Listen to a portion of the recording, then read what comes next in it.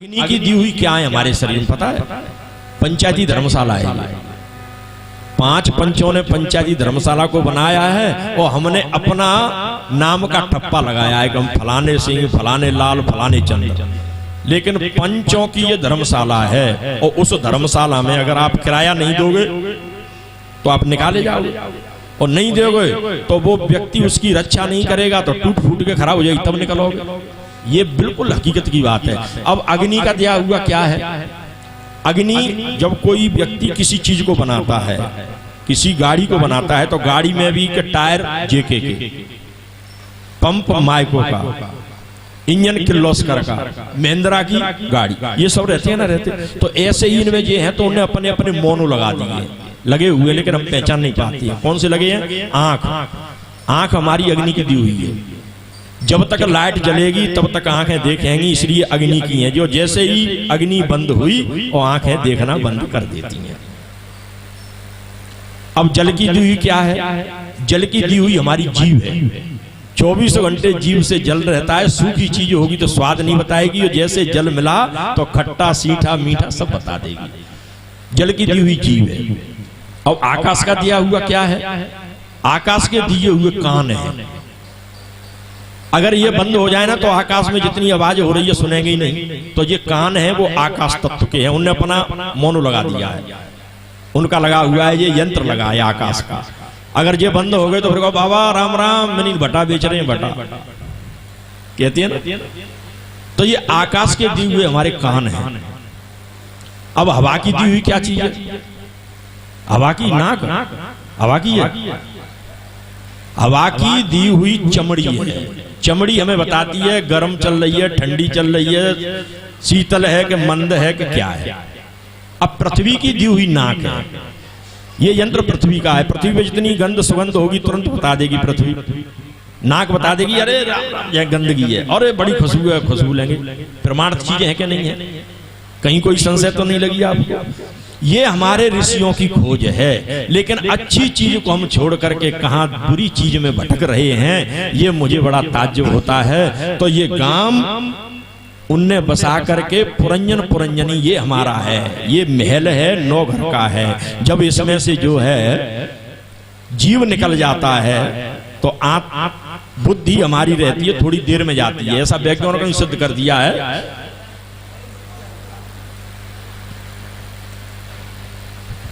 कहीं में नहीं, गुरुओं का पार नहीं है। तुम्हें गद्दी पे भी ज्ञान दे देंगे तुरंत। कथा नहीं सुनेंगे, तुम उतरे आओ हमें कह लेने दो। इस प्रकार से जो है जब बुद्धि कुछ टाइम तक रहती है तो तड़फड़ाती है, अरे मैंने समझ नहीं पाई, आत्मा निकल गई, जीव निकल गया इसमें से, जीव। फिर कहते हैं कबीरदास जी ने बड़ा सुंदर भजन बनाया है, मेरे सैया निकसी गए, अरे मैं ना लड़ी मेरे गए, मैं ना लड़ी मेरे फरमा निकसी गए, मैं ना लड़ी मेरे सैया।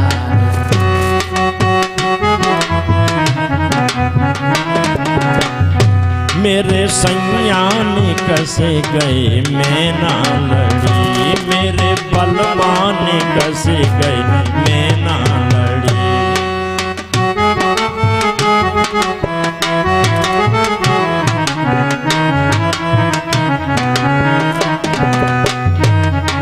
शीश महल के 10 दरवाजे, शीश महल के 10 दरवाजे, महल के 10 दरवाजे, 10 दरवाजे, हाँ 10 दरवाजे, 10 दरवाजे, हाँ 10 दरवाजे। न जाने कौन सी रह गई खिड़की खोली, मेरे सैया मेरे बलमा, मेरे सैया निकस गए, मैं ना लड़ी मेरे बलमा निकस गए, मैं ना लड़ी मेरे।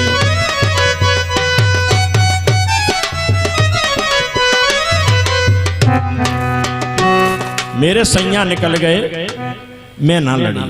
अब हमारे 10 दरवाजे हैं, एक दरवाजा यहाँ है। अब कह रही है बुद्धि, पछता रही है जब जीव आत्मा निकल गई कि मैं नहीं लड़ पाई, मैंने कुछ देख ही नहीं पाया। तो हम भी ऐसे ही जिंदगी हमारी चली जाती है, तो हम ऐसे ही पछता जाते हैं। इसलिए थोड़े टाइम की जिंदगी है और भगवान का भजन आप इसको जोड़ लोगे तो ये आपके साथ में आएगा। आगे चल के महाराज मनुष्य लोक का, नरक लोक का, सभी का बखान किया। और बखान करते करते कहने लगे परीक्षित महाराज, तो प्रियव्रत महाराज का क्या हुआ? प्रियव्रत महाराज ने क्या किया? कहने लगे सुखदेव जी जैसे समझाने वाले, प्रियव्रतो भागवतो आत्मा राम कथम मुने ग्रहे रमत यन्मूल कर्मबंध पराभवा। भगवान में लीन हो गए, आनंद कर रहे हैं, परम भागवत हैं। और ऐसे परम भागवत भगवान में लीन हो गए। लेकिन जब ब्रह्मा जी पहुंचे, मनु महाराज पहुंचे, जबरदस्ती से उनको राज्य दिया गया, तो वो इतने तेजवान घोड़ों का रथ चलाते थे कि उस रथ के पहियों से उनने 7 समुद्र कर दिए। अब ये कर नहीं दिए 7 समुद्र, क्या उनकी रथ की ये तो एक समझाने वाली बात है। माने इसलिए कर दिए कि उनने इसका शोधन किया, तो 7 समुद्रों की खोज प्रियव्रत महाराज ने की। और उन 7 समुद्रों में सप्तद्वीप बनाए और 9 खंड बनाए। ये प्रियव्रत महाराज ने बनाए, उसमें अपनी अपनी पूरी प्रजाति उसको बसाया। आप इसका कहीं न जाकर के देख लेना, इंग्लिश में भी आपको संस्कृत के शब्द मिलेंगे, उर्दू में भी संस्कृत के शब्द मिलेंगे। ये संसार पूरा जितना है वो पूरा ही एक ही जगह से पैदा है, एक ही पेड़ की डाली है। ये तो बढ़ता गया है, फैलते गए हैं, अपने अपने मत करते गए हैं। जैसे जिसने अपना अपना गढ़ दिया, मन मंत्र बनाए, योग बनाए, ऐसे ही होते चले जा रहे हैं। तो इनने इसकी खोज की। खोज करने के बाद में अग्निंद्र का चरित्र आता है, राजा नाभि का भी चरित्र आता है, ऋषभ देव का आता है। कहने लगे राजा परीक्षित, तुम्हारे वंश में ऐसे ऐसे राजा हुए हैं कि उनका कहना नहीं है। ऋषभ देव जी भी हुए, वो यहाँ से जैन धर्म चला है। इतने बड़े त्यागी, इतने बड़े धर्मात्मा हुए, बड़े वीर हुए। मैंने आपको पहले भी सुनाया था, जब महाभारत का युद्ध हुआ तो आपके पूर्व इतने बलवान थे कि जैसे हाथी को सूंड पकड़ करके और फेंक देते तो ये अंतरिक्ष बाहर चले जाते। आज भी छाल मडरा रहे हैं। अब इसका मतलब ये एक अशोक्ति है। एक व्यक्ति कह रहे थे कि बिल्कुल ये हिंदू धर्म में झूठ लिखा हुआ है। क्या लिखा है कि बाल समय रवि बचलियो तब तीनों लोग भयो अंधियारो। बाल समय रवि बचलियो, तीनों लोगों में अंधियारा हो गया। माने जो है झूठ लिखी है कि इतने बड़े सूर्य को और हनुमान जी ने अपने मुख में कैसे रख लिया, ये हो ही नहीं सकता। लेकिन बुद्धि की बात, चतुर मनुष्य थे, उनने कही हो सकता है। यानी क्यों कि उनको ज्यादा उम्र में नहीं ज्ञान हुआ, छोटे में ही इतना ज्ञान किया कि पूरे सूर्य ग्रह की जितनी भी प्रक्रिया थी उसको पूरी को कंठस्थ कर लिया, जहां से कि वहीं से बता दिया करें। मतलब मुख में रख लिया। पहले याद कराते थे ऐसे, सबसे पहले क्या काम कराया, पहले याद कराते। सारे चारे वेदों को मुख में रखवा देते। बटुक ब्राह्मण जितने भी होते वो अपने वेद कंठस्थ रखते थे, पुराणों को कंठस्थ करा देते। इस प्रकार से हनुमान जी ने सूर्य ग्रह पे जा करके सूर्य ग्रह की पूरी शोधन करके और एक एक चीज को कंठस्थ कर लिया। कोई पूछता फलाना चीज वहां है, फलानी चीज वहां है। जिस प्रकार से हमारे घर में कोई चीज रखी है तुरंत बताएं फलानी जगह से उठा के ले आना। ये बात थी, मुख में रखा नहीं, सूर्य को पढ़ लिया। ऐसे ही लोग कहते हैं कि साहब जब भीमसेन गए युद्ध करके और मंदोदरी के यहां पहुंचे तो मंदोदरी ने कही बेटा मैं आपको भोजन बनाती हूं, तब तक आप स्नान करें। आप स्नान करने गए तो 4 बजे लौट के आए, भोजन बने रखे रहे। नहीं क्यों कि यहाँ एक तालाब भरा हुआ है, उस तालाब में हम स्नान करने गए तो गोटा लगाते लगाते अब निकल के आ पाए हैं कि बेटा उसमें गोटा लगाया तुमने? कहा हाँ, तो वो तो मेरे देवर कुंभकर्ण की खोपड़ी है, उसमें जल भरा हुआ है, उसमें तुम खोपड़ी में, हाँ बिल्कुल मौसी खोपड़ी में चला गया मैं। अब ये क्या है खोपड़ी? ये खोपड़ी ये है कि व्यास जी ने जो 18 पुराणों को रचा है, जो व्यास जी की खोपड़ी का ज्ञान है, इसमें आज हम तुम जैसे न जाने कितने गोटा खा रहे हैं। ऐसे ही कुंभकर्ण का एक बड़ा सुंदर जो है गदा युद्ध का शास्त्र रचा हुआ रखा था, जहाँ स्नान करने गए स्नानगार में वहीं वो रखा। अब और कोई जानता नहीं था, वो गदा युद्ध के इच्छुक थे भीमसेन। उनने जाकर के उसको पढ़ा, बिन्ने कही मर गए, मैंने तो युद्ध में एक भी नियम पालन नहीं किया, इसमें तो बहुत बड़े नियम दिए गए हैं। इसलिए उसको पढ़ते पढ़ते गोटा लगाते रहे। ये हमारे यहाँ की चीज है, उनको हम समझना बड़ी कठिन हो जाती है। हमारे ऋषियों की गूढ़ बात है, उनने कैसे रखा है। जैसे भी आप कोई भी अन्न ले लो, मक्का की बुटिया में कितने अंदर बीज को छुपा दिया है, गेहूं की बाल में कितने अंदर बीज को छुपाया है, फलों में कितने अंदर छुपाया है। तो जो मेन चीज को इसी प्रकार से प्रकृति के नियम से हमारे संत महात्माओं ने गूढ़ चीज को छुपा के रख दिया है। बोलिए वृंदावन बिहारी लाल की जय। लेकिन हमें समझने की बात है। तो ऋषभदेव ने यह ज्ञान बताया कि बेटा संसार में लड़ाई झगड़े कुछ नहीं है, न कोई माया है, केवल एक ही है, वो भगवान का नाम है। यहाँ से ऋषभदेव ने सबको ज्ञान दिया। यहीं से ये जैन धर्म प्रारंभ हुआ। कहने लगे कि ये शरीर इस प्रकार समना शुद्धयते कांस्यम ताम्र ममलेन शुद्धयते रजसा शुद्धयते नारी नदी बेगेन शुद्धयते। ऋषभदेव महाराज कहते हैं कि भस्मना शुद्धयते कांस्यम, कांसे को आप रेख से मांजोगे भस्म से, इतना सुंदर चमक जाता है, कोई आपको डिटर्जेंट लगाने की जरूरत नहीं है। और कैसे कि ताम्र ममलेन शुद्धयते, जैसे तांबे को आप जो है नींबू से खटियाई से धोओगे तो चकाचक हो जाएगा। ऐसे ही स्त्री शुद्ध कब होती है? जब उसका मासिक धर्म हो जाता है, तब वो पवित्र हो जाती है। ऐसे ही बताया नारी शुद्ध होती है, तैसे ही जो नदी ज्यादा वेगमान बहती है, उसका तेज वेग रहता है, ऐसे ही शुद्ध हो जाते हैं। तो ऐसे ही हम भी शुद्ध हो जाते हैं भगवान के भजन करने से। इसलिए भगवान का भजन करना जरूरी है। और किसी की बुराई मत करना बेटे, क्योंकि बुराई करने वाला सबसे चांडाल बताया है। पक्षी नाम काकस चांडाल, पशु नाम च कुक्कुर,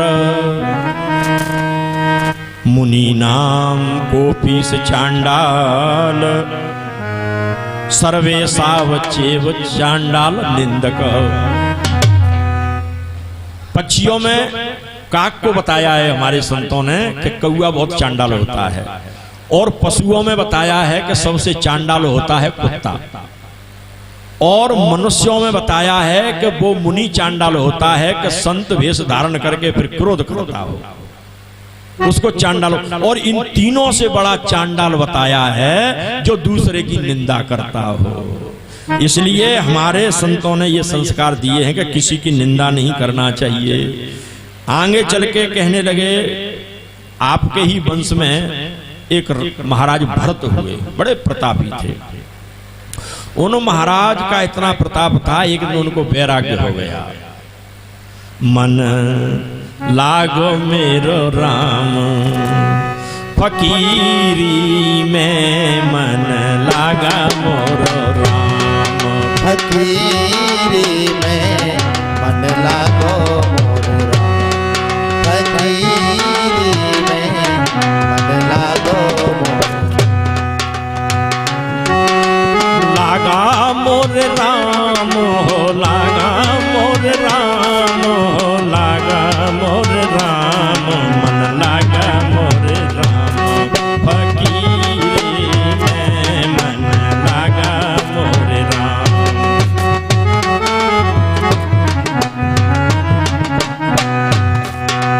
जो सुख पायो मैंने राम भजन में, जो सुख पायो मैंने राम भजन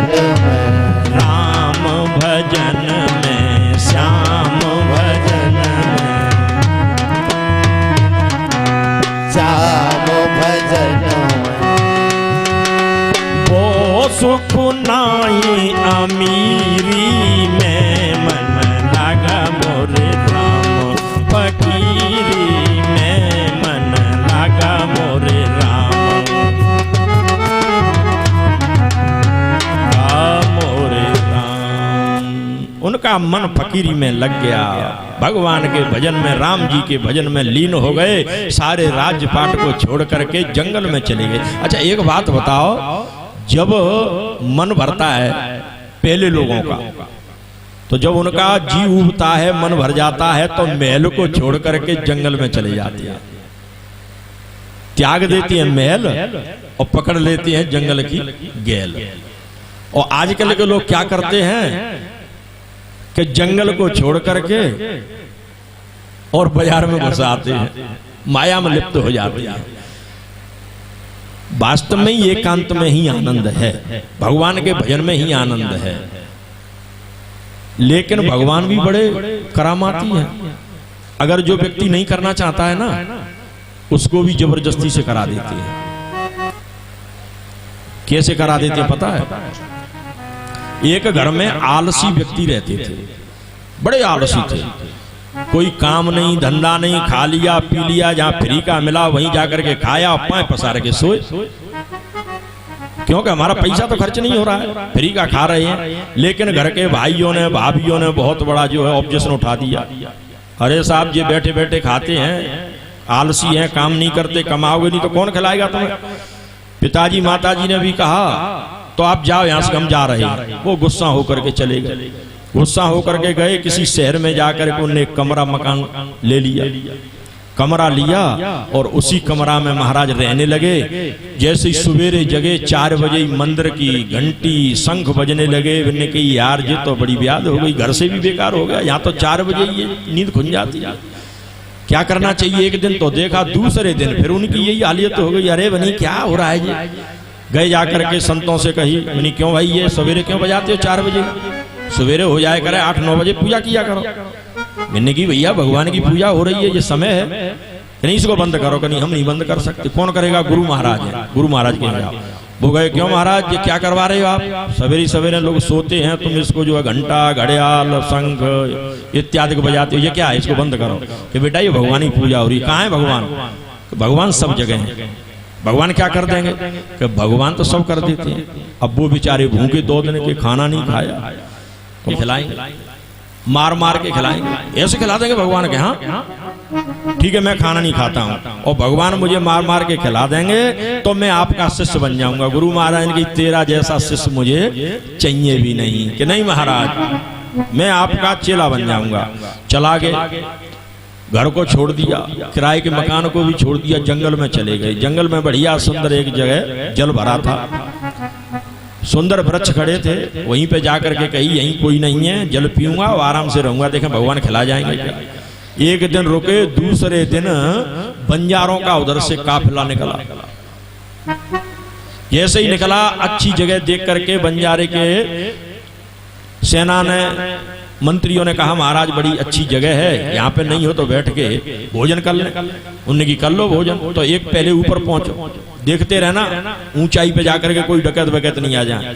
एक चौकीदार ऊपर हो गया, नीचे उनने अपना खाना परोसा और सब चीज का जैसे ही खाने का विचार हुआ तब से ऊपर से कह दी उसने, चौकीदार ने, जल्दी भागो डकैत आ रहे हैं, धूल उड़ती आ रही है और डकैत आ रहे हैं घोड़ों पर।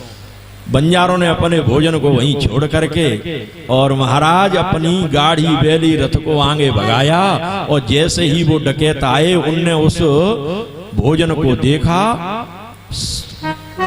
कई डकैतों ने कहा सरदार बड़ा सुंदर भोजन रखा है, करो को भोजन नहीं है, निश्चित ये हमारी मौत का सामान है, किसी ने जाल बिछाया है और पुलिस से मिल करके आए हैं, इसमें जहर मिला हुआ है, खा मत लेना, निश्चित यहाँ कोई होगा। देखो देखा चारों तरफ, महाराज कहीं नहीं है, ऊपर देखे सो वे बैठे, वे व्यक्ति वहीं, अरे नहीं देखो ये बैठा है, उतर गया नीचे कि नहीं महाराज पूरा वृतांत बताया, ये ऐसे ऐसे नहीं तू खा इसमें, कि मैं नहीं खा सकता। क्यों? गुरु वाला वृतांत बताया कि महाराज इसलिए नहीं खा सकता, मेरी गुरु से, अरे ये बहाने ले रहा है, खाओ इसको। जबरदस्ती से खिलाने के लिए कहा, नहीं माना तो उसकी पिटाई की। इतनी पिटाई की फिर भी नहीं खा रहा है। फिर उसके मुख में दिए तो मुख में गुब्बारे हो गए, खून निकलने लगा, फिर भी नहीं खा रहा है। फिर कहीं इसमें गोली लगा, जैसे ही बंदूक लगा करके गोली कही तो महाराज खाता हूँ, तुरंत उसने खाया।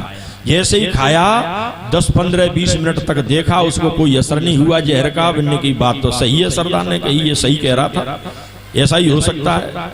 अब उनने भोजन खाया, उनको भी कोई असर नहीं, जहर था ही नहीं उसमें।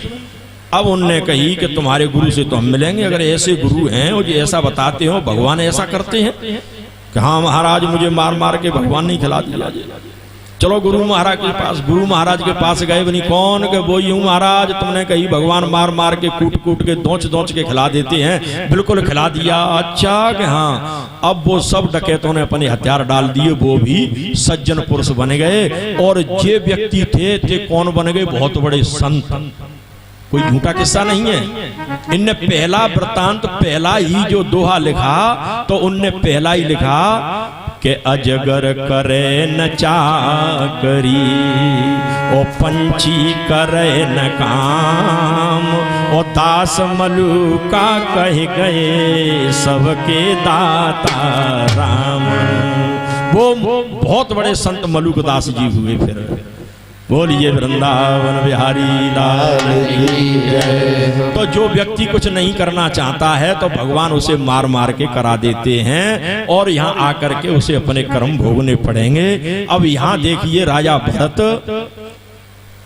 जंगल में जाकर के एक जो है सरता के पास में भजन करने लगे, सारी चीज को छोड़ गए। लेकिन एक दिन स्नान करने ब्रह्म मुहूर्त में गए, उधर से हिरणों की टोली आई, और उनने जैसे ही जल ग्रहण कर रहे हैं, उधर से एक शेर ने आवाज लगाई, और शेर की दहाड़ से जैसे वो दौड़े, एक हिरणी थी गर्भवती, उसके जो है गर्भ खिसक गया। छोटा बालक आया, संत बड़े दयालु होते हैं, उनको दया आ गई। उस बालक को पहुंच के अच्छा करके नहला धुला करके अपने आश्रम पे ले आए, और उस आश्रम पे उससे बहुत बड़ा स्नेह करने लगे, बड़ा कर दिया। अब जैसे ही वो बड़ा हुआ तो वो तो अपने ही कुल को चला गया।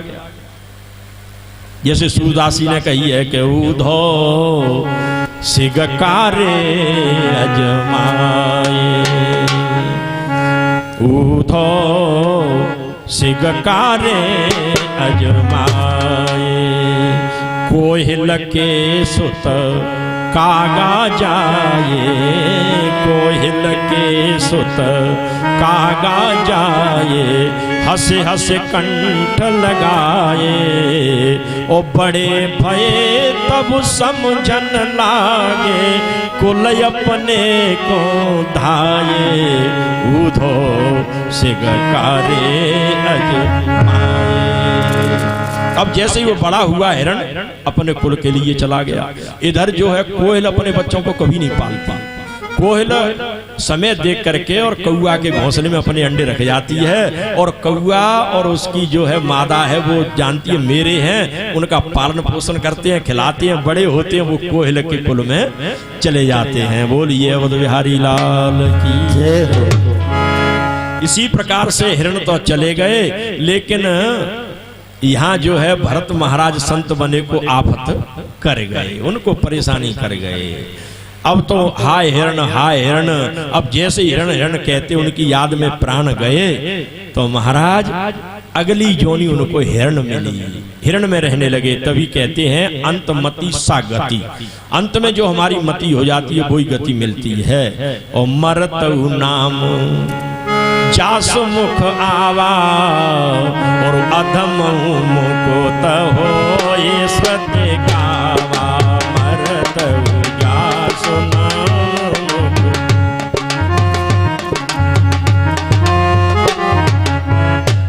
और जन्म जन्म मुनि जतन कराई, ओ अंत राम कहे आबत नाही। जन्म जन्म, ये एक जन्म की बात नहीं है, एक जन्म में ये अभ्यास नहीं होता है।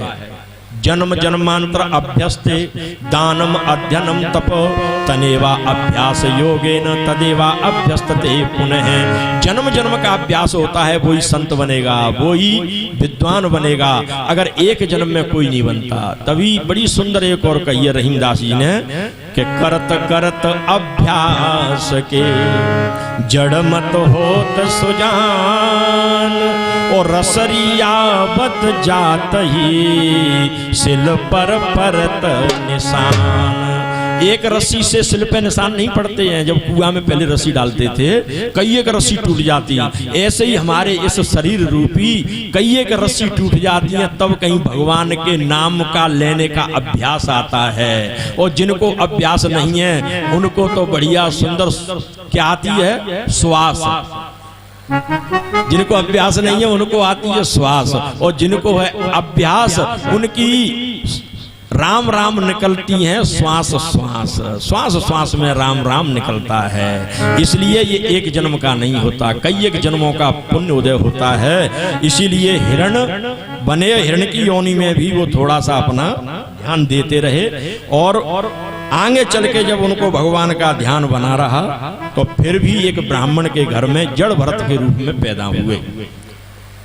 और जड़ भरत के रूप में पैदा हुए। भाभी ये आलसी थे, काम नहीं करते।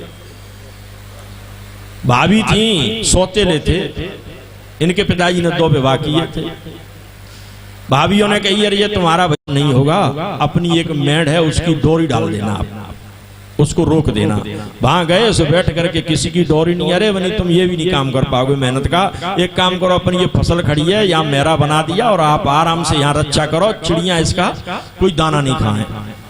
जैसे ही उनका ऊपर होने लगे और क्या कहने लगे कि भैया मैं क्यों रोकूं, अगले जन्म का उनका संस्कार कि राम की चिड़ैया राम ही को खेत चुन ले ओ चिड़िया भरे भरे पेट, राम की चिड़ैया राम ही को खेत चुन ले ओ चिड़िया भरे भरे पेट, राम की चिड़ैया राम ही को खेत ओ चिड़िया भरे भरे पेट। इस प्रकार से भाइयों ने देखा करे ये क्या कर रहा है, धक्का मुक्की दी निकाल दिए, वो घर से बाहर निकले आए, भगवान का भजन करने लगे। पर भाप से निकले तो यहाँ भी खजूर पे से निकले, जार में लटक गए। यहाँ एक आदिवासी राजा ने उनको पकड़ लिया कि चलो इनको ले चलते हैं, इनकी बलि देंगे। एक माता को बलि देना था, ये मिल गए, इनको ले जा करके पुरोहित ने कही इनके देखो कहीं खंडित तो नहीं है, उनकी देखा भारी की कहीं खंडित नहीं है तो ठीक है, इनको नहलाओ धुलाओ बढ़िया करके, और जो एक लकड़ी होती है उस पर सिर रखे तलवार दी जाती है। अब जाई कहने लगे वे अंदर में ही कि भैया मैं तो भजन करने आओ तो जी का होन लगो जा, हम तो जाए भी भाई है गए। अब कहीं के देवी से ही स्मरण करें, देवी है जहां कहने लगे ओहो मैया सिंह पे सवारी खोल दे भवानी पट खोल दे, ओ मैया सिंह पे सवारी खोल दे भवानी पट खोल दे।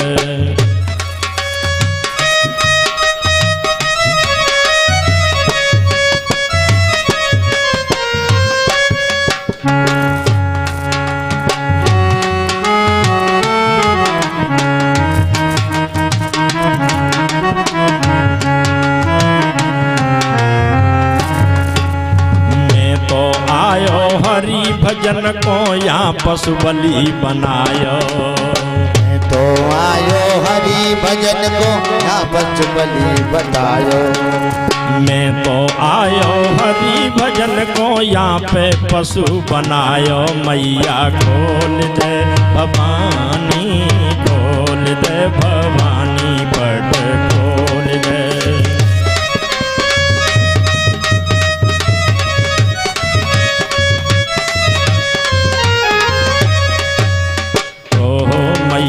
खोल दे भवानी खोल दे भवानी पट हो।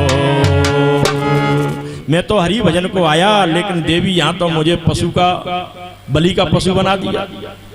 जैसे ही बड़ी आत्मा से आवाज गई तो देवी प्रकट हुई और देवी ने जो पुरोहित था और जो राजा बलि दे रहा था उन दोनों का सिर काटा और मेरे जड़त भरत को बचाया। बोलिए देवी मैया की जय। तो भगवान पग पग पे रक्षा करते हैं, पर लेकिन कोई भगवान का भक्त हो अगर नाटक करेंगे ना तो भगवान बड़ा नाटकीय उनसे ज्यादा बड़ा नाटक कर देता है। अगर भगवान के यहाँ नाटक करोगे तो निश्चित आपको बहुत बड़ा नटवर है और वो तुमको नाटक दिखा देगा तो तुम्हारा पल भर में खटका मिटा देगा। इसलिए भगवान ने पहले ही कह दिया है कि निर्मल मन जन सो मोहि पावा और मोहि कपट छल छिद्र भावा। मैं निर्मल मन वाले को चाहता हूं, अगर कहीं कपट किया बेटा तो आएगा रपट के मेरे यहाँ, तू करेगा कपट तो जाएगा रपट। जय जय। इसलिए महाराज वहां से निकल के आए। इधर जो है रघुगण महाराज सत्संग में जाते थे, सत्संग करने के लिए आते, कारों से कही पालकी सजाओ, पालकी में कार नहीं था, मैंने कही जल्दी जल्दी चलो किसी को लाएं, यही मिल गए, रघुगण महाराज की पालकी में लगा दिया। जैसे ही पालकी में लगाया तो साधु संत क्या करते हैं, किसी का अंत नहीं करते, किसी का बुरा नहीं सोचते, चेंटी दिखे तो पैर बचा बचा करके चलें। तो राजा कहने लगे रघुगण सारफ सारफ माने टेढ़ा टेढ़ा चलते हो, इतने मोटे ताजे होकर के, इतने शरीर लेकर के, तुमको तमीज नहीं है, तुमको ज्ञान नहीं है। ऐसा कहा तो जड़ भरत ने कही धर्मार्थ काम मोक्षाणाम यस्यो ये कपिन विद्यते अजागलस्तनस्येव तस्य जन्म निरर्थकम। राजन, आप भजन करने जा रहे हो, सत्संग सुनने जा रहे हो, लेकिन आपके अंदर का मेल नहीं गया है।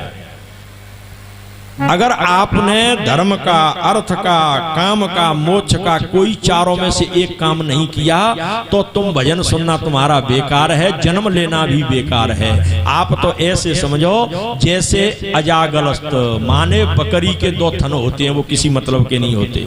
क्या बात कर रहे हो तुम, सार्व सार्व चलते हो, तुमको ज्ञान नहीं है, सत्संग सुनने जाते हो लेकिन किसी का आपको पहचान नहीं है। सज्जन पुरुष तो केवल, विद्वान संत लोग तो शकल देख करके पहचान लेते हैं, और तुम अभी कह रहे हो तुमको अज्ञान है, तुम्हारे अंदर देह का अभिमान है।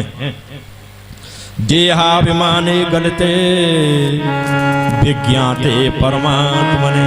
जब तुम्हें अपने देह का अभिमान नष्ट हो जाएगा, देह का अभिमान जो तुमको अभिमान भरा हुआ है वो नष्ट हो जाएगा, तो यत्र यत्र मनो याते तत्र तत्र समाधय। आपका जहां जहां पक जाएगा वहीं वहीं समाधि लग जाएगी और भगवान का ज्ञान प्राप्त हो जाएगा, भगवान की प्राप्ति हो जाएगी। अब ये शब्द सुने तो रघुगण महाराज पालकी से उतर करके और उनके चरणों में गिर गए कि आप तो ब्रह्मदेव हो, विद्वान हो, महाराज मुझसे गलती हो गई, आपका नाम क्या है बताया। अरे महाराज, अब तो बड़ा मान सम्मान किया। रघुगण महाराज ने गलती माफ की और कही कि प्रभु ये भजन आप कौन सा करते हो, इस भजन को मुझे भी बता दो तो मैं भी इस भजन को कर लूं। कहने लगे केवल एक ही बात है, भक्तों की तो कौन सी, के भगत मगन भये राम गुण गाए के, भगत मगन भये राम गुण गाए के, भगत मगन भये राम गुण गाए के।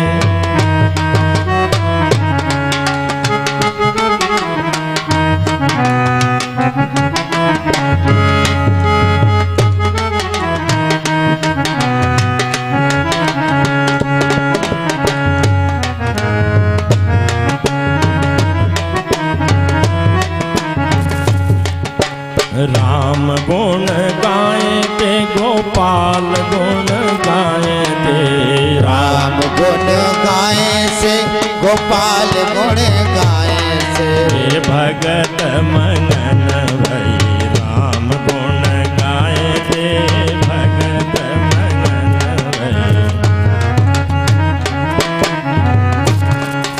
राजा ओढ़े साल दुसाला,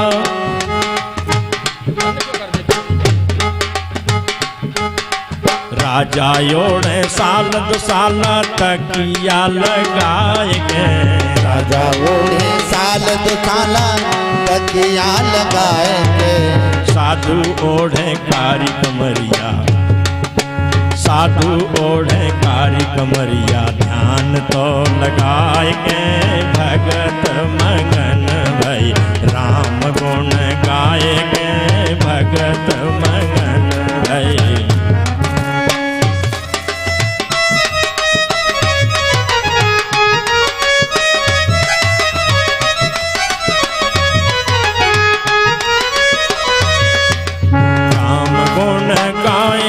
गोपाल गुण गाए थे, राम गुण गाए थे, गोपाल गुण गाए थे, भगत मगन भई राम गुण गाए थे, भगत मगन भई राम गुण गाए थे। राजा चले, राजा चले हाथी घोड़ा पाल की सजाए के, राजा चले हाथी घोड़ा पाल की सजाए के, राजा चले हाथी घोड़ा पाल की सजाए के, राजा चले हाथी घोड़ा पाल की सजाए के, साधु चले पापा पैया चींटी को बचाए के, साधु चले पापा पैया चींटी को बचाए के, भगत मगन भई राम गुण गाए के, भगत मगन भई।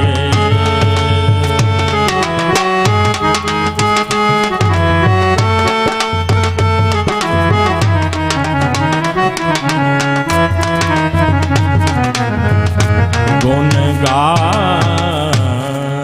कहा भैया महाराज आप तो हाथी घोड़ा पाल की चलते हो, कहते हो आपके सारब सरब चल रहे हो, तो हम तो संत हैं, चेंटी को बचा रहे थे। नहीं महाराज अब मैं समझ गया, ये ऐसी संत प्रवृत्ति हो जाएगी तो आपका अंत सुधर जाएगा, और अगर आपकी इसी माया मोह में लगी रही ना तो ये हालियत हो जाएगी।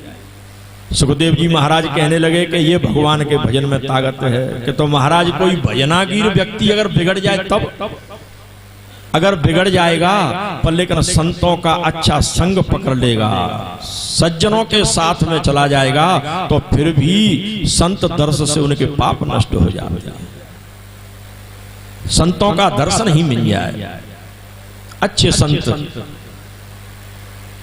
तो महाराज किसी को ऐसा हुआ है कि बिल्कुल हुआ है, कौन के अजामिल बहुत बड़े पंडित जी थे, विद्वान थे, न पाए कुसंगति को न नसाई, और रहे न नीच मते चतुराई। कुसंग प्राप्त करके सब कोई नशा हो जाता है, बिगड़ जाता है। ऐसे ही अजामिल पंडित जी बहुत बड़े विद्वान थे, लेकिन एक दिन पिताजी के कहने पर जंगल में लकड़ी लेने चले गए। जंगल में एक किसी जो है वेश्या को परपुरुष से संपर्क बनाते हुए देख लिया, तो उनका मन उस वेश्या पे आ गया।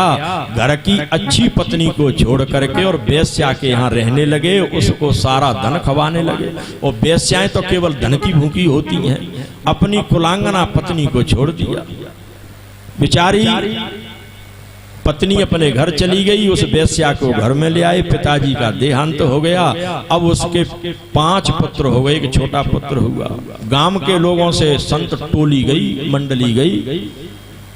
उनने पूछा कि भैया कोई अच्छा व्यक्ति हो, अच्छा घर हो तो वहाँ हमारे लिए कहीं भोजन वोजन मिल जाए। गांव के लोगों ने हंसी टाइप में कहा, करे अजामिल पंडित जी से कोई बड़ा अच्छा पंडित जी नहीं है, चलो अजामिल जी के यहाँ चलते हैं। ले गए, पहुंचे जा करके, और जैसे ही संत मंडली को देख करके, पंडित जी घर नहीं थे, लेकिन वो वेश्या उनकी पत्नी थी, वो निकल के आई। उसने जो है जमीन में ही अपना सिर झुकाया और हाथ जोड़ करके उन्हें अपना पूरा हाल बताया। संत महात्मा, हम जो है वेश्या हैं, पंडित जी के घर में रह रही हैं, और अगर मेरे हाथ का भोजन करना चाहो तो प्रभु मैं आपको बना दूंगी। संतों ने ये सत्य बात सुनी तो बड़े प्रसन्न हुए। अरे बनी देवी, आप तो वेश्या हो, लेकिन कोई दिक्कत नहीं है, आपने हमारा धर्म तो बचा दिया। अब आप हमें सूखा आटा दे दो, हम यहीं रहेंगे, यहीं भोजन करेंगे। वहीं उनने भोजन बनाए, वहीं रात्रि भर व्यतीत किया और सवेरे चलने को हुए तो उस वेश्या ने पंडित जी का संग करके वो तो बन गई पंडितानी, और वेश्या का संग करके वो बन गई चांडा। उसने उन पुत्रों को ला करके संतों के चरणों में डाल दिया। उन्हीं महाराज ये अभी छोटा, इसका नामकरण आप ही करते जाओ, तो उसका नाम संतों ने नारायण रख दिया। अब जैसे ही नारायण नाम रखा तो छोटे बालक पे पंडित जी का बहुत बड़ा मन आ गया। तभी कहा है संतों ने के भाव को भाव अलख आलस हो, और नाम जपत मंगल दिशे दस।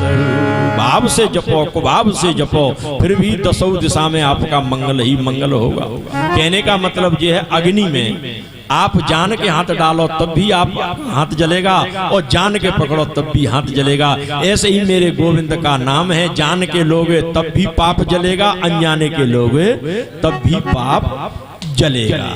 इस प्रकार से महाराज बड़ी भगवान की उल्टी रीति है।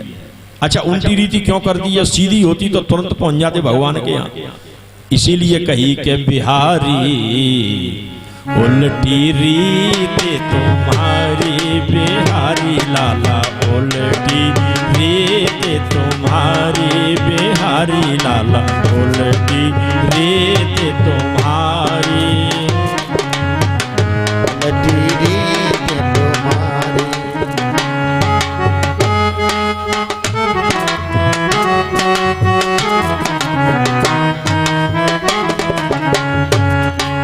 उल्टी रीति तुम्हारी, ओ उल्टी रीति तुम्हारी, उल्टी रीति तुम्हारी, बिहारी लाला उल्टी रीति तुम्हारी, बिहारी उल्टी रीति तुम्हारी। कैसे?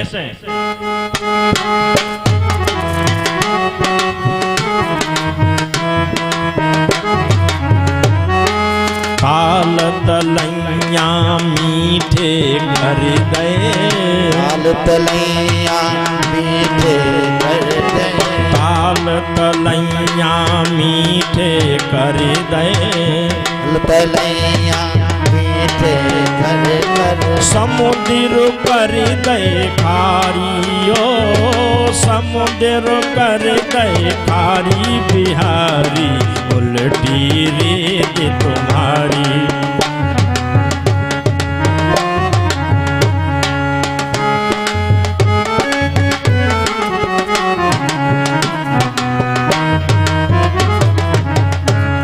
बिहारी उल्टी रीति तुम्हारी। ओ जल पंख दये बगुलन को, उज्ज्वल पंख दये बगुलन को, ओ जल पंख दये बगुलन को, उज्ज्वल पंख दये बगुलन को। कोहिल कर दई कारी हो, कोहिल कर दई कारी, बिहारी उल्टी रीति तुम्हारी, बिहारी।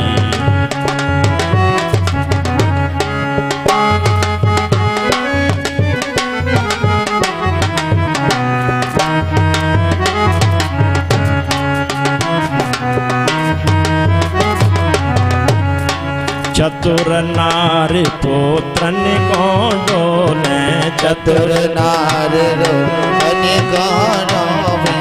फूहर जन जन हारी हो, फूहर जन जन हारी, बिहारी उल्टी रीति तुम्हारी, बिहारी बिहारी उल्टी रीति तुम्हारी। ओ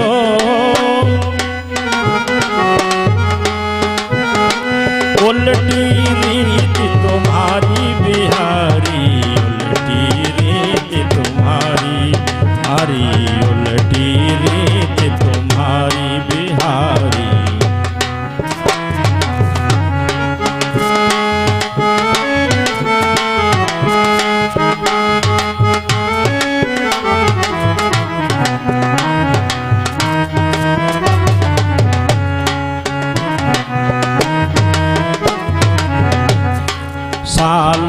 साला बेस्या ओढ़े साल दो साला बेचायो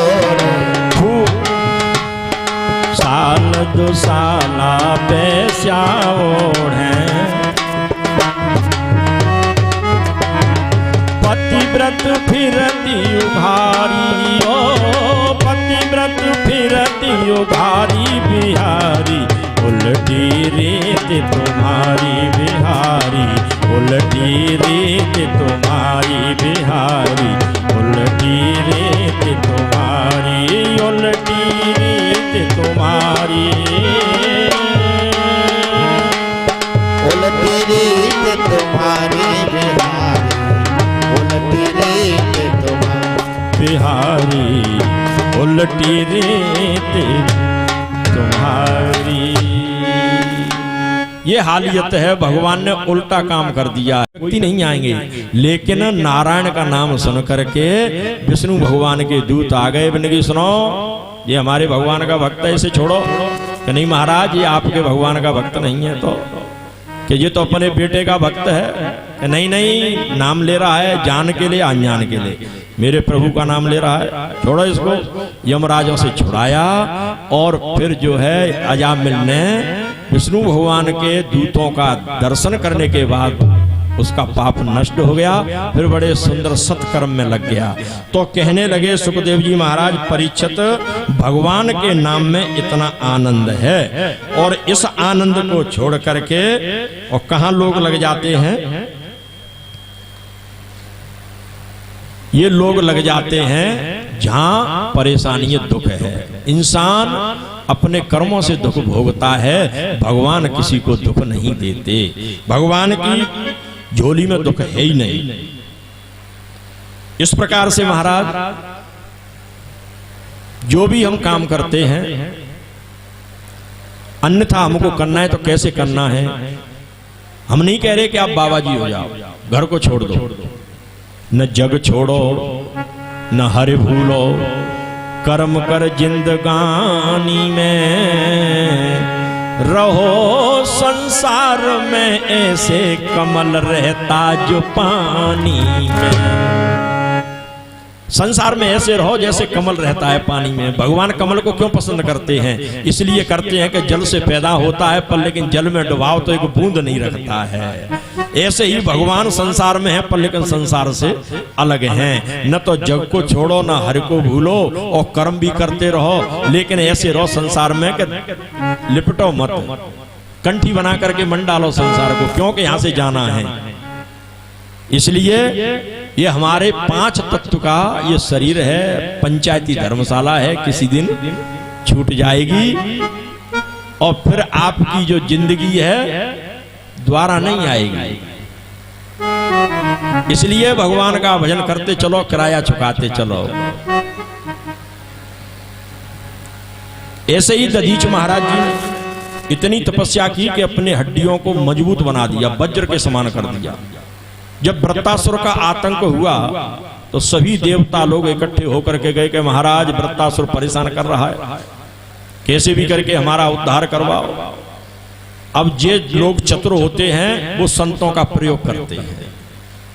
ये संतों का प्रयोग किया, हड्डियों को उनकी को चटवा चटवा करके इंद्र महाराज ने लिया, हड्डी दान कर दी कि महाराज मुझे भगवान के दर्शन तो करने थे। कि भगवान के दर्शन हो जाएंगे, तुम्हें कब हो जाएंगे? कि भगवान त्रेता में अवतार लेंगे, तब तुम दर्शन कर लेना आराम से।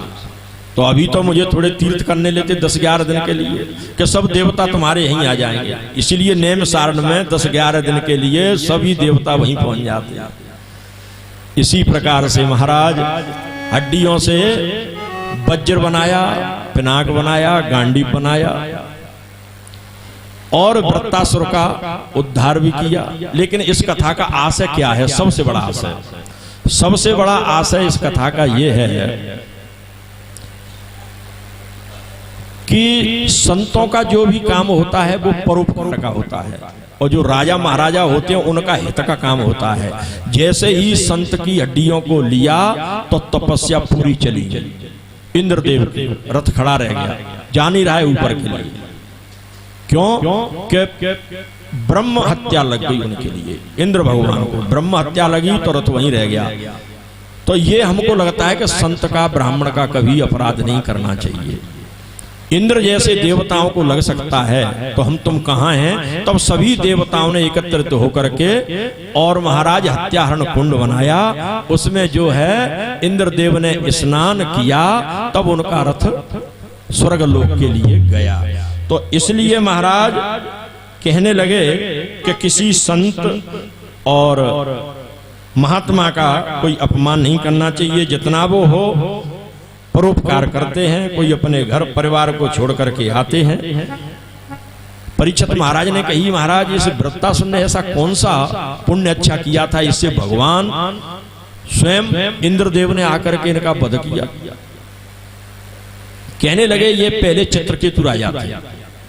कहीं पे भी कथा हो रही है, इससे ये हमको शिक्षा मिलती है, कहीं भी कथा हो रही है तो या तो वैसे तो कथा सुनने जाना चाहिए, और अगर हम कथा सुनने के लिए आए हैं तो वहां अपमान नहीं करना चाहिए किसी का, या वक्ता हो या श्रोता हो या कोई बैठा हो, किसी का अपमान नहीं करना चाहिए। इसको अपमान करने से चित्रकेतु को दैत्य बनना पड़ा। क्या अपमान कर दिया इनने ये अपमान किया कि भोले बाबा शंकर जी सभी को प्रवचन कर रहे थे, बढ़िया कथाएं सुना रहे थे, लेकिन अपनी प्रिया पार्वती को अपनी जंघा पे बिठा ले थे। अब जैसे ही उधर से आए, इनने थोड़ी तपस्या कर ली, थोड़ी तपस्या से इनको विमान मिल गया, बड़ा भारी अहंकार हो गया, गर्व हो गया, और गर्व होने पे ही आए, बैठे भी नहीं, हा बड़े वक्ता बैठे हुए हैं ये, देखो अपनी जंगा पे अपनी पत्नी को बिठा के सबको ज्ञान दे रहे हैं, जो कैसे ज्ञानी हैं। भोले बाबा तो शील थे, शांत वाले थे, उनको तो कोई क्रोध नहीं आया, लेकिन पार्वती मैया को बुरा लग गया। मैंने कि अरे दुष्ट, तेरी नजर खराब है तो तू भी जा दैत्य बन जा, तेरी ऐसी नजर नहीं है कि तू सत्संग सुनने लायक हो। तो ये हालियत होती है जिनकी नजर सही नहीं है, भले ही कथा सुन रहे हो, भले ही तीर्थ कर रहे हो, लेकिन आपकी नजर और आपके अंदर का भाव है वो गलत है ना। भोले बाबा से पार्वती मैया ने पूछा कि एक बात बताओ कि जितने लोग ये स्नान करने आ रहे हैं कुरुक्षेत्र में, जब खग्रास सूर्य ग्रहण पड़ता है तो भयंकर भीड़ गई वहां। तो महाराज जितने ये स्नान करने आ रहे हैं सभी वैकुंठ को जाएंगे क्या? नहीं, पार्वती मैया से कहने लगे भोले बाबा का नहीं प्रिया, ऐसे नहीं तो कि इसका मैं प्रमाण आपको दूं कि कथा में सुनाऊं? कि नहीं महाराज प्रमाण दे दो तो अच्छी बात है, चलो इस टाइम पे मेला भी लग रहा है। तो भोले बाबा तो एक अपना बुरा दुर्बल ऐसा गंदा संदा रूप बना करके बैठ गए, और पार्वती मैया सुंदर नव यौवना बन करके वहां बैठ गई। अब कहने लगे सभी लोग निकले, मैंने क्यों देवी कौन है? कि ये मेरे पति देव हैं। मन में सोचने लगे ये छोड़ मेरे साथ आ जा। जितने लोग सवेरे से निकले सभी ने, किसी ने यूं नहीं कही कि ये मेरी बहन है कि बेटी है कि बुआ है कि क्या है, लेकिन सभी की इच्छा रही कि तू इस पगले को छोड़ हमारे साथ आ जा। और स्नान करने जा रहे हैं कहाँ? सूर्य कुंड में, परशुराम कुंड में, कुरुक्षेत्र में। अब जैसे ही ये भावना रही, शाम का टाइम हुआ और सूर्य, जब तक सूर्य उगा रहता है तभी तक वो मेला चलता है, सूर्य के बाद मेला उसका महत्व खत्म हो जाता है। एक व्यक्ति कोई किसान था, सज्जन पुरुष दौड़ा दौड़ा आया, अपने काम में लगा। उसने कि अरे बहन तू कैसी जा? कि भैया मेरा पति बुढ़ा है, बीमार है, जीर्ण शीर्ण है, अब ये चल नहीं पा रहे, यहाँ तक तो आ गए, आगे नहीं चल पा रहे हैं, आगे नहीं चल पा रहे। अरे चिंता मत कर, खड़ी कर, मेरे कंधे पे रखवा। अपने कंधे पे दोनों चलते हैं बहन भैया लेकर के, भैया स्नान कराएंगे। तो भोले बाबा को उठवाया, उस किसान ने अपने जो कंधे पे हाथ रखवाया और सीधे पार्वती मैया भोले बाबा तीनों ने गोटा लगाया। तब कोई नहीं था उसमें, भोले बाबा प्रसन्न होकर के पार्वती ने उसको दर्शन कराया। कहीं के केवल अकेला जाएगा करोड़ों की संख्या में और कोई नहीं जाएगा। इतनी करोड़ों की संख्या में पार्वती केवल ये ही वैकुंठ जाएगा। ये तो सब नाटक नौटंकी वाले हैं, ये तो खाने वाले हैं, खाएंगे और मौज उड़ाएंगे और जाकर के अपने घर फिर दूसरे की चुगली और बुराई करेंगे। ये लोग ऐसे हैं। तो ऐसे लोग जाते हैं। भगवान की कथा में बड़ा आनंद है। तो ये चित्रकेतु वो था पूर्व जन्म का, पार्वती के श्राप, पार्वती मैया के से इसको ये मिला। अब आगे चल के सप्तम स्कंद की कथा प्रारंभ होती। महाराज भगवान हमेशा संतों की, ब्राह्मणों की, देवताओं की रक्षा करते हैं, दैत्यों को मारते रहते हैं। लेकिन कभी दैत्य के नहीं। सुखदेव जी ने कही भगवान पक्षपाती नहीं है, आप पक्षपात नहीं लगा सकते। क्यों? कि सुनिए और वृतांत। हिरण्याक्ष को मारा तो उसी दिन से हिरण्याकश्यपु को बड़ा भारी दुख हुआ, भगवान से विरोध करने लगा। एक दिन उसने विचार किया कि मैं इतनी तपस्या करूं कि इस नारायण को मार सकूं और अपने भाई का बदला ले सकूं। अपनी पत्नी कयादु से कहा कि कयादु मैं तपस्या करने जा रहा हूं। कयादु बड़ी धर्मात्मा थी, शुद्ध थी। उसने जो है बड़ा तिलक किया, आरती उतारी और महाराज जी तपस्या के लिए चले गए। जैसे ही तपस्या को गए, बैठते पीपल के पेड़ के नीचे, वहां एक तोता आ जाता है। तोता कहता है नारायण नारायण। हिरण्याकश्यपु को लगा कि ये तो बड़ा बेकार है, मेरे विरोधी का नाम अभी ले रहा है। दूसरी जगह बैठा, तीसरी जगह बैठा, वहां भी नारायण नारायण तोता कहने लगा।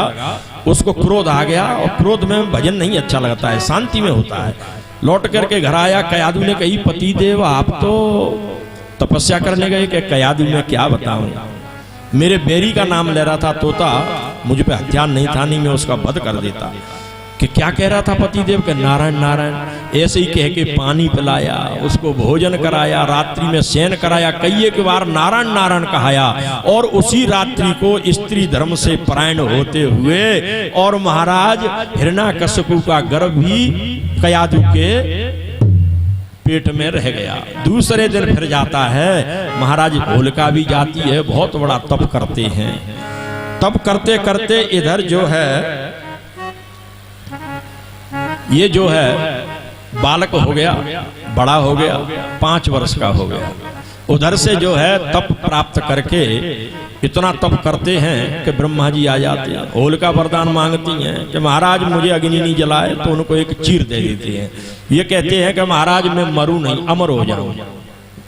ब्रह्मा जी ने कही कि बेटा अमर तो इस संसार में कोई नहीं है, मैं भी नहीं हूं। जितने भी देवता हैं सब शरीर धारण करते हैं, लेकिन उनकी उम्र ज्यादा होती है। तो क्या करें, और बदल के मांग लो। उसने अपना दिमाग घुमाया, न मैं नीचे मरूं, न ऊपर मरूं, न बाहर मरूं, न भीतर मरूं, न दिन में मरूं, न रात में मरूं, न नर से मरूं, न जानवर से मरूं, न 12 महीनों में किसी से मरूं। बिन्ने की ये मस्त। अरे बेटा रुक रो।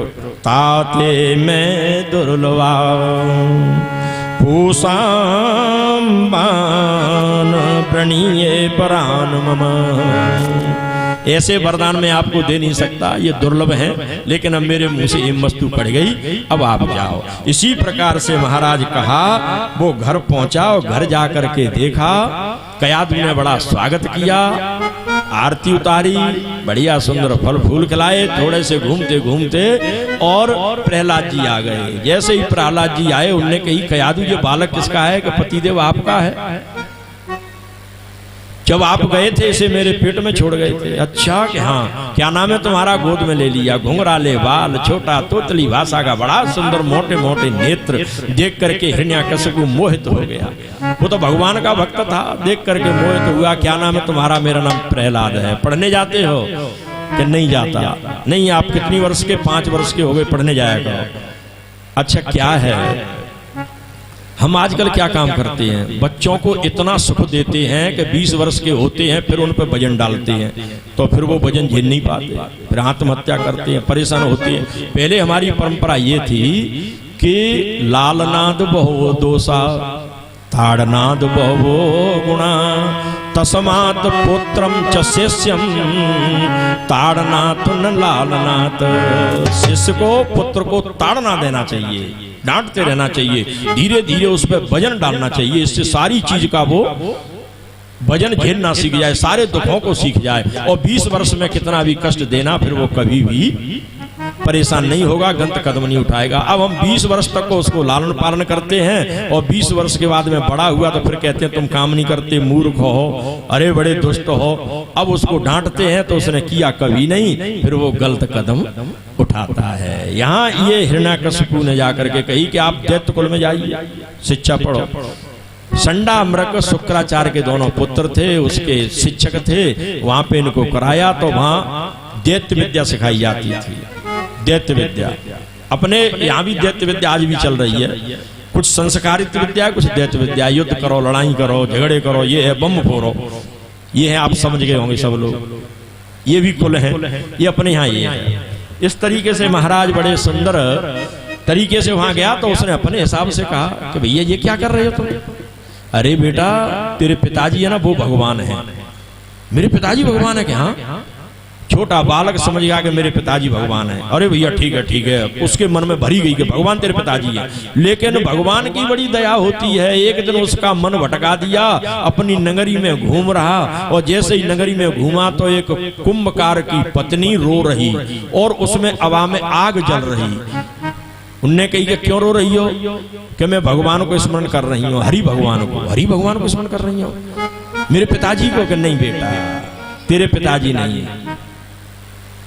कौन है तेरे पिताजी? अरे मेरे पिताजी भगवान है यहाँ के। उसके कुंभकार ने कही पति ने कि ये अपने महाराज का बालक है। उसने कही चाहे किसी के बालक हो बेटा, राजा हो सकते हैं, सामर्थ्यवान हो सकते हैं, लेकिन भगवान तो भगवान ही होते हैं। ये हाड़ मास के पुतले कभी भगवान नहीं हो सकते। भगवान कोई और है क्या? बिल्कुल भगवान और है। तो दिखेंगे मुझे? उसने कह दी दिखेंगे। वो बढ़िया सुंदर भजन करने लगी। जैसे ही भगवान का स्मरण करने लगी और इधर ये भी भगवान का स्मरण करने लगा तो उस अग्नि में आंखें खोली तो साक्षात नारायण भगवान के चतुर्भुजी रूप, और अग्नि में देखा तो जल नहीं रहे हैं। तब शीश झुकाया कि जय हो प्रभु आप हो। अब जैसे ही कहा कि भगवान के दर्शन हो गए कि हाँ। अब सवेरे उसने दूसरे दिन तीसरे दिन हवा को खोला तो उसमें बिल्ली के बच्चे वैसे निकले। बिन्ने कही वाह भाई वाह, भगवान तो है। प्रहलाद को पक्का भरोसा हो गया। अब सब लोग कहें अरे भैया तेरे पिताजी भगवान के नहीं हो सकते। भगवान क्यों? कि भगवान तो भगवान ही होते हैं। इसलिए भगवान का भजन करो और कहीं कुछ नहीं है। संत लोग कहते हैं कि भगवान का ही भजन करने से भगवान मिलते हैं। नहीं भैया तू बूढ़े लोगों की बातें क्यों अभी कर रहा है? जब हम बड़े हो जाएंगे, बूढ़े हो जाएंगे तब भजन करेंगे, लेकिन अब जवानी में भजन थोड़ी करेंगे। प्रहलाद कहने लगे एक बात बताओ, तुम पूजा करने के लिए फूल तोड़ने जाते हो तो कौन सा फूल तोड़ते हो? कि बढ़िया खिलता हुआ, और जो मुरझा जाता है उसको छोड़ देते हैं। तो एक बात बताओ, जब तुम खिलते हुए फूल को खींचते हो तो भगवान भी अच्छे खिलते हुए बालक को ही प्रसन्न होते हैं। और भगवान के घर में वृद्धाश्रम थोड़े ही है कि घर के बालक बहुएं पुत्र धक्का मार दें और भगवान के यहाँ जाए तो वृद्धाश्रम थोड़े ही है। भगवान भी जो है अच्छे बालक को, नए बालक को ही अपना प्यार देते हैं। इसलिए तुम भी भजन करो जवानी में। भजन कर भरी जवानी में किसने देखा है। भजन कर भरी जवानी में बुढ़ापा किसने देखा है। भजन कर भरी जवानी में बुढ़ापा किसने देखा है। बुढ़ापा किसने देखा है। बुढ़ापा किसने देखा है। बुढ़ापा किसने देखा है। बुढ़ापा किसने देखा है। भजन कर भरी जवानी में बुढ़ापा किसने देखा है।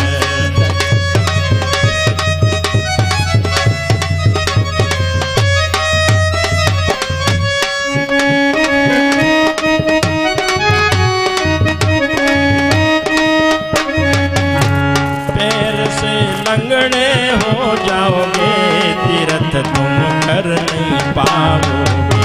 पैर से लंगड़े हो जाओगे तीर्थ तुम कर नहीं पाओगे। तीर्थ कर भरी जवानी में बुढ़ापा किसने देखा है। तीर्थ कर भरी जवानी में बुढ़ापा किसने देखा। बुढ़ापा किसने देखा है। बुढ़ापा किसने देखा है। बुढ़ापा किसने देखा है। बुढ़ापा किसने देखा है। भजन कर भरी जवानी में बुढ़ापा किसने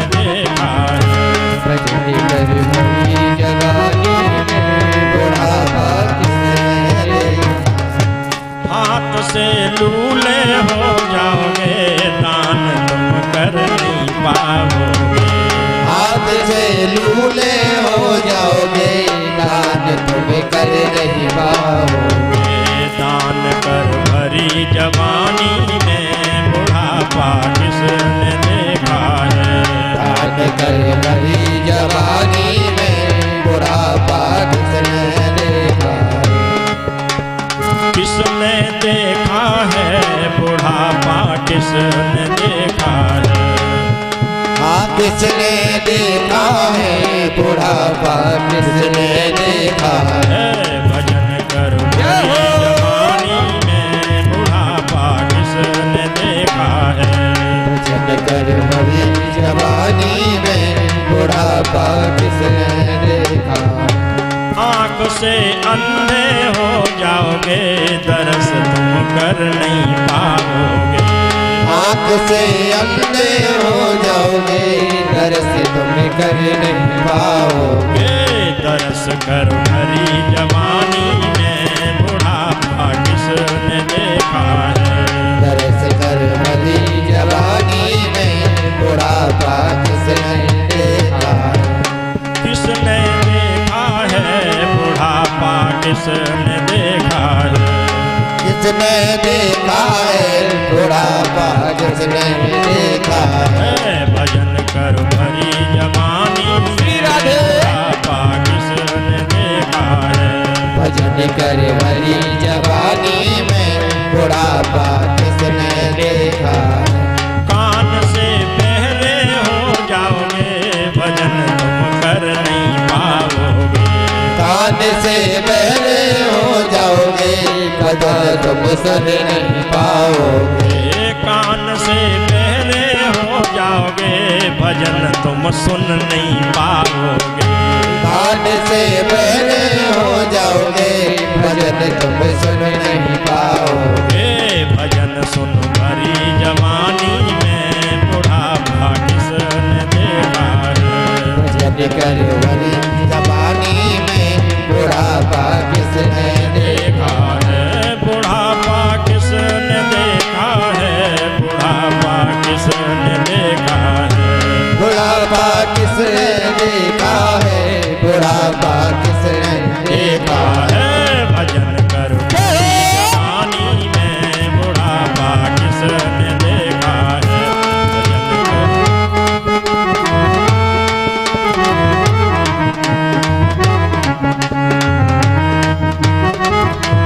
जय हो देखा है।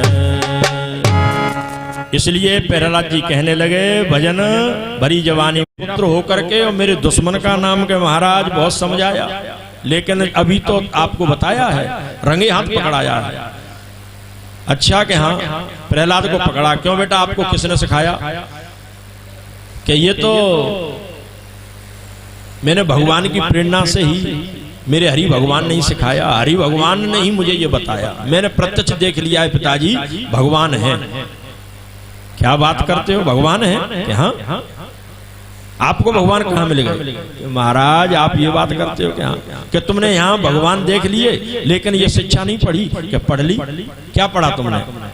कहने लगे श्रवणम कीर्तनम विष्णु स्मरणम पाद सेवनम अर्चनम वंदनम दास्यम सख्यमात्म निवेदनम। नवदा भक्ति का श्लोक बताया और प्रहलाद को अपनी गोद से नीचे फेंक दिया और जाकर के कहा कयादु अगर तुम पतिव्रता हो, पति की बात मानने वाली हो तो इस कलंकी को अभी जहर दे। तुरंत अपने हाथ में बढ़िया सुंदर एक बेला दूध का भर के लाए, उसमें हलाहल जहर डाला और कयादू से कही पिलाओ इसको। कयादू सोचती रही कि मैं अपने पुत्र को कैसे जहर दे दूं, मैंने इसको 9 महीने अपनी कोख में रखा है, पाला है पतिदेव, नहीं आपको मेरी बात माननी पड़ेगी। सोची कि पुत्र तो अभी और हो जाएंगे, लेकिन पति चला गया तो पुत्र कहां से आएगा? ठीक है, जैसे ही बेला लिए हैं, शाम का टाइम हुआ, प्रहलाद जी घूमते घूमते आए। माँ भूख लगी है, माँ भूख लगी है। माँ तो कुछ बोली नहीं, अरे माँ मेरे लिए दूध है। जैसे ही दूध का बेला लिया गटक गटक कर गए और पी करके महाराज प्रहलाद जी सो गए। मैया रात भर जागती रही और उनकी नासिका पे आगे हाथ लगाती रही कि मेरा बालक चला गया कि है, लेकिन सांस चल रही थी। जैसे ही ब्रह्म मुहूर्त हुआ और जैसे ही ब्रह्म मुहूर्त हुआ प्रहलाद जी जागरण हो गया, मैया खुश हो गई। और इधर हिरण्याकश्यपु कह रहा है मेरे सामने ये पिया है लेकिन ये बच कैसे गया। जाको राखे साइया मारे सके ना कोई, और बाल न बांका कर सके चाहे जो जग बेरी। अब तो महाराज पहाड़ से गिराया, भगवान वहां भी अपनी गोद में उठाया, अभी नहीं मरा ये, फिर हाथियों के तले कुचलवाया, कोठरी में काले नागों में भिजवाया। भगवान ने सभी जगह रक्षा की। अब तो गर्म खम्मा पे ला करके कि ये नहीं मर रहा है तो इस खम्मे को भयंकर तपता हुआ खम्मा। अब पहला थोड़े मन में सकुचे, पर लेकिन भगवान उस पर चेंटी बन के घूमने लगे। सोचा कि आहा हा, जब चेंटी नहीं जल रही है तो तुरंत पकड़ लिया। तेरा भगवान कहाँ है? वो भी ठंडा हो गया। तेरा भगवान कहाँ है बता? पिताजी सब जगह है। खम्म में है कि हाँ खम्म में है, आपकी खड़ग में भी है। अभी देखता हूं तेरा भगवान तुझे बचाता है। जैसे ही अपनी तलवार को उठाया और हाथ जोड़ करके बड़ी गिड़गिड़ाहट से प्रहलाद जी कहने लगे, पिताजी मोहे मत मारो मत मारो मत मारो, पिताजी मोहे मत मारो मत मारो मत मारो, पिताजी मोहे मत मारो मत मारो मत मारो, पिताजी मोहे मत मारो।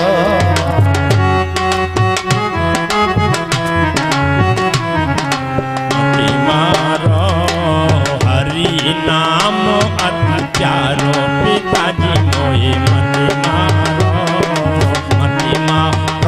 मत मारो, पिताजी मोहे मत मारो।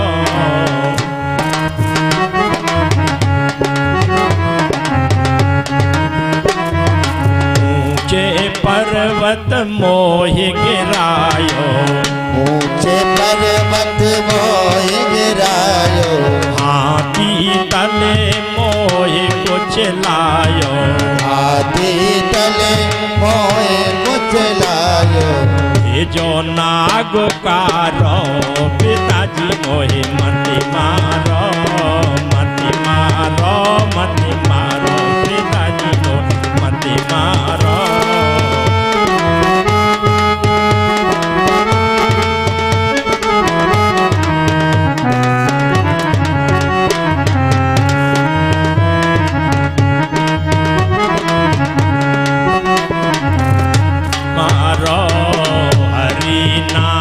अति प्यारो, पिताजी मोहे मत मारो, हरि नाम अति प्यारो। पिताजी हरि भगवान का नाम मुझे बड़ा प्यारा है, मुझे मत मारो। आपके खड़ग में भी है भगवान, आपके खम्भ में भी है भगवान। मैं तेरे खम्भ वाले भगवान को ही देखता हूँ। जैसे ही तलवार लेकर के खम्भ में मारी, फाट नरसिंह रूप धरे, हिरण्याकश्यप उठायो, किया युद्ध घन घोर हरि से, तब तक समय आयो। जब तक युद्ध भगवान करते रहे तब तक समय आ गया, और अपनी गोद में ऐसे बालक को उठाते हैं जैसे उठा लिया, और उठा करके देहली के बीच में आ गए। मैंने कि आप कौन हो? जंगली जानवर मुझे मार नहीं सकते, मैं वरदानी हूँ। कि तुमने क्या वरदान लिया है? मैंने कहा है कि न मैं दिन में मरूंगा न रात में मरूंगा। कही देख, न दिन है न रात है, संज्ञा बरियां हो रही। मैंने और भी वरदान लिया है। क्या वरदान लिया है? कि न मैं नीचे मरूंगा न ऊपर मरूंगा, कि तू मेरी जंघा पे है, न नीचे है न ऊपर है। अच्छा कि हाँ, और भी वरदान लिया है। न मैं नर से मरूंगा न जानवर से मरूंगा। तो देख, न मैं नर हूं न जानवर, में तो नरसिंह हूं। और भी वरदान लिया है, न अस्त्र से मरूंगा न शस्त्र से मरूंगा। भगवान सोचने लगे इतने वरदान, वाह भाई वाह। बनने की देख, ये बड़े बड़े नाखून है ना, ये हथियार नहीं है, ये तेरे लिए ही है। अरे और भी वरदान है, कौन सा? के 12 महीने में 1 महीने में भी नहीं मरूंगा, के तो ये अधिक मास मैंने तेरे लिए स्पेशल बनाया है। और उसकी अंतावली फाड़ दी भगवान ने। जैसे ही फाड़ के पेट और उनकी जो है अंतावली डार के सिंह भगवान बने, इतना क्रोध करने लगे। हिरण्याकश्यप की तो गोविंदा ही नमो नमा हो गई। अब जितने भी देवता बैठे हैं सब भगवान की लाल लाल आंख हैं, और धूंकार सुन के सिंह जैसी सभी देवता घबराने लगे। कहने लगे अब भगवान कैसे मने, क्या करना चाहिए? जैसे ही भगवान को मनाने के लिए कही कि अब तो किसी से नहीं मनेंगे, लक्ष्मी मैया को बुला के लाओ। सभी देवता लोग दौड़े दौड़े गए। कहने लगे कि कमला देवी आपके पति बड़े नाराज हो गए हैं, सभी देवताओं पे गुस्सा कर रहे हैं, आज नहीं वो मन रहे, चलो तुम कैसे भी करके उनको मनाओ। मैंने कि मेरे पति कभी नाराज नहीं होते। क्यों? कि शांताकारं भुजगसेनं पद्मनाभं सुरेशं विश्वाधारं गगन सदृशं मेघवर्णं शुभांगं। मेरे पति ऐसे हैं, शांताकार हैं, वो कभी नाराज नहीं होते। देवता हाथ जोड़ने लगे। तब ज्यादा दया आई तो मैया ने ब्रह्मा जी से पूछा कि आप बुजुर्ग को बताओ कि हाँ देवी नाराज हैं। नाराज हैं? ब्रह्मा जी की बात मान करके व्रत की और उनने बढ़िया सुंदर थाली सजाई और खुद अपना श्रृंगार किया। थाली लेकर के सोने की थाली, सोने का दीपक, और भगवान नरसिंह बने बैठे। उनके जाकर के पहले तो देखा नहीं, जैसे ही सिर नीचे को करके पैरों से आरती उतारने लगी कि ओम जय जगदीश स्वामी जय जगदीश हरे। ऊपर को उठाया। अब जैसे ही भगवान ने सिंह बने ना हूं, जैसे ही हंकार दई तो पार्वती की थाली कहीं और लक्ष्मी मैया कहीं गिरी जाकर के। बिन्ने कही अरे रे रे रे, ये तो बड़े देवता झूठे हैं। कह रहे कि तुम्हारे पति नाराज हो गए। ये मेरे पति है कि जंगली जानवर है? जंगली जानवर को मेरा पति बता रहे हैं। लक्ष्मी मैया तो नाराज होके चली गई। अब सभी देवता कहने लगे अब क्या करना चाहिए?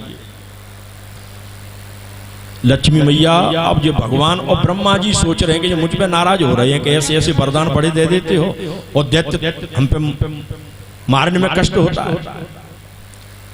अब किसी नारद जी जैसे ने अपनी खुरापाती बात कही कि सुनो, प्रहलाद जी के द्वारा आए हैं, प्रहलाद जी को पहुंचाओ, प्रहलाद जी इनको मनाएंगे। सो जैसे ही प्रहलाद जी को थाली सजा करके दी लक्ष्मी मैया बाई, और प्रहलाद जी छोटे 6 वर्ष के हो गए।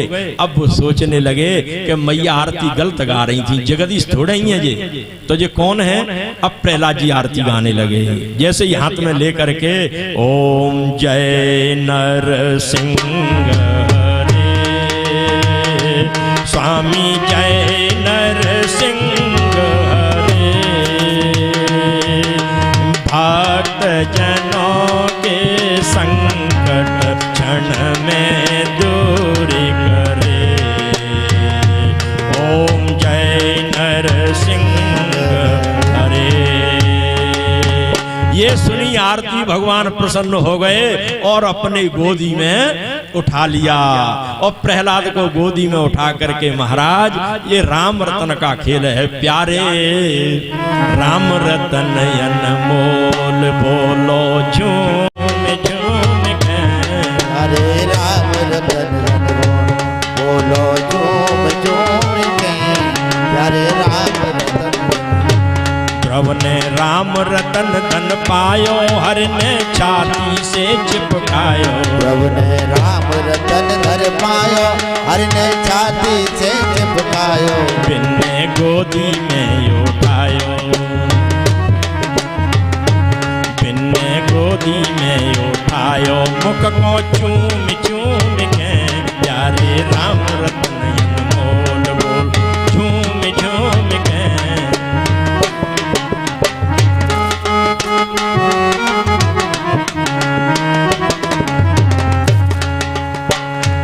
हिरणाकुश प्रहलाद सचायो, हर ने नरसिंह रूप बनायो। हिरणाकुश प्रहलाद सचायो, हर ने नरसिंह रूप बनायो। हिरणाकुश प्रहलाद सतायो, हर ने नरसिंह रूप बनायो।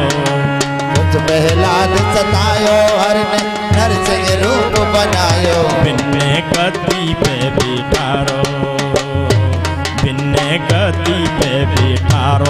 मुख को सूंग सूंग के प्यारे राम रतन अनमोल बोल झूम झूम के प्यारे राम रतन अनमोल। इसलिए राम रतन अनमोल है, इसको गाइए। और भगवान ने बड़े सुंदर तरीके से कही। और प्रहलाद कहने लगे प्रभु मुझसे गलती हो गई हो। भगवान अश्रुपात करने लगे, कहने लगे प्रहलाद मुझे माफ कर देना, मुझसे गलती हो गई है। नहीं प्रभु आपसे कोई गलती नहीं की, मैं बहुत दिन हो गए, बहुत देर कर ली मैंने आपको बचाने में, कितने कितने आपने संकट झेले हैं। भगवान कहाँ कितने सिंह बने और कहाँ रोने लगे। अब तो प्रहलाद को गद्दी पे बिठाला, राज्य दिलवाया और उसी दिन से प्रहलाद भगवान के पार्षद बन गए।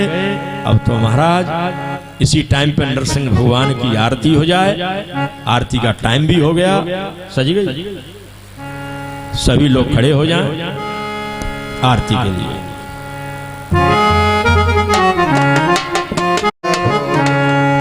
श्री भागवत भगवान की आरती, पापियों को पाप से तारती। श्री भागवत भगवान की है आरती, पापियों से पाप से है तारती। ये अमर ग्रंथ ये मुक्ति पंथ, ये पंचम वेद निराला, तब ज्योति जलाने वाला। ये अमर ग्रंथि है मुक्ति पंथ, ये पंचम वेद निराला, नव ज्योति जगाने वाला। ये अमर ग्रंथ ये मुक्ति पंथ, ये पंचम वेद निराला, नव ज्योति जलाने वाला। ये अमर ग्रंथ यह मुक्ति पंथ, यह पंचम वेद निराला, नव ज्योति जगाने वाला। हर ध्यान नहीं हर नाम यही, यही हर नाम यही, जग के मंगल की आरती, पापियों को पाप से है तारती। श्री भागवत भगवान की है आरती, पापियों को पाप से है तारती। ये शांति दीप पावन पुनीत, पापों को मिटाने वाला, हर दर्श कराने वाला। ये शांति गीत पावन पुनीत, पापों को मिटाने वाला, हर दर्श कराने वाला। ये शांति दीप पावन पुनीत, पापों को मिटाने वाला, हर दर्श कराने वाला। ये शांति गीत पावन पुनीत, पापों को मिटाने वाला, हर दर्श कराने वाला। ये सुख करनी ये दुख हरणी, यह सुख करनी यह दुख हरणी, ये सुख करनी ये दुख हरणी। यह सुख करनी यह दुख हरणी। श्री मधुसूदन की आरती, पापियों को पाप से है तार। श्री भागवत भगवान की है आरती, पापियों को पाप से है तार। श्री भागवत भगवान की है आरती, पापियों को पाप से है। ये मधुर बोल बग बग बोल, सदमार्ग दिखाने वाला, बिगड़ी को बनाने वाला। ये मधुर बोल भव पंथ खोल, सत्य मार्ग बताने वाला, बिगड़ी को बनाने वाला। ये मधुर बोल बग बग बोल, सदमार्ग दिखाने वाला, बिगड़ी को बनाने वाला। ये मधुर बोल भव पंथ खोल, सत्य मार्ग बताने वाला, बिगड़ी को बनाने वाला। हरे नाम यही घनश्याम यही, हरे नाम यही हरे नाम यही, श्री राम यही घनश्याम यही। श्री राम यही घनश्याम यही। जल की महिमा की आरती, पापियों को पाप से है तारती। श्री भागवत भगवान की है आरती, पापियों को पाप से है तारती। श्री भागवत भगवान की है आरती, पापियों को पाप से है तारती। कर्पूरी गौरम करुणाविदारम, संसार सारम भुजगेयनारम, सदा वसंतम हृदयारविंदे। भवं भवानी सहितं नमामि, भवं भवानी सहितं नमामि। तुमेव माता च पिता, तुमेव बन्धु सखा,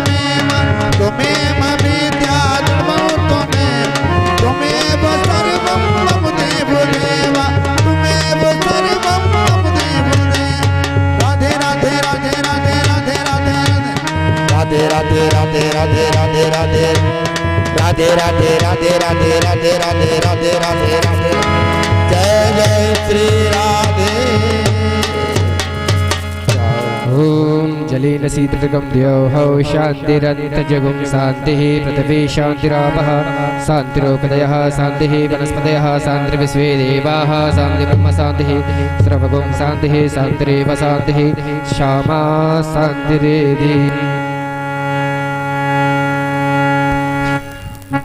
पदमंत्र पुष्पांजलि हरि ओम मा जग्नेन जगमय जंत देवास्तानि धर्माणि प्रथमान्यासन्नातेहनाकं महिमानः सचन्त चित्रपूर्वे साध्याः सन्ति देवाः हरि ओम एकदन्ताय विद्महे वक्रतुण्डाय धीमहि तन्नो दन्तिः प्रचोदयात् हरि ओम।